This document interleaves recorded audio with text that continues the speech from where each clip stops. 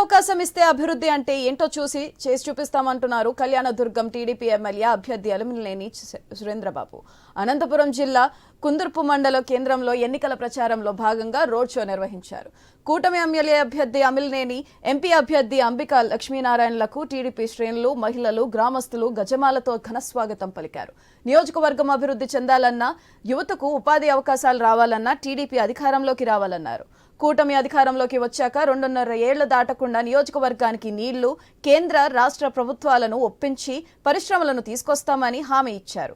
Cycle గుర్తుకు ఓటేసి ఆశీర్వదించాలని ప్రజలకు విజ్ఞప్తి చేశారు. కుందుర్పు మండల సమన్వయ కమిటీ మీటింగ్ కోసం ఇక్కడ రావడం జరిగింది. అందులో భాగంగా ఈరోజు ప్రజలు బ్రహ్మరథం పట్టారు.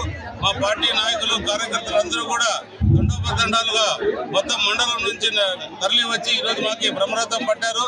తెలుగుదేశం పార్టీ మీద, చంద్రబాబు నాయుడు గారి మీద ఉన్న అభిమానం రాబోయే నెలలో 13వ తారీఖు, మే 13వ తారీఖు ఎప్పుడు ఎన్నికలు వస్తాయని ఎదురు చూస్తున్నారు. ఆ రోజు మన ఎమ్మెల్యే అభ్యర్థిగా నాకు, ఎంపీ అభ్యర్థిగా లక్ష్మీనారాయణ గారికి సైకిల్ గుర్తుపై ఓటు వేయడానికి ప్రజలు ఎప్పుడు వస్తుందని ఎదురు చూస్తున్నారు. అలాగే మనము ఎన్నో చూస్తున్నాం.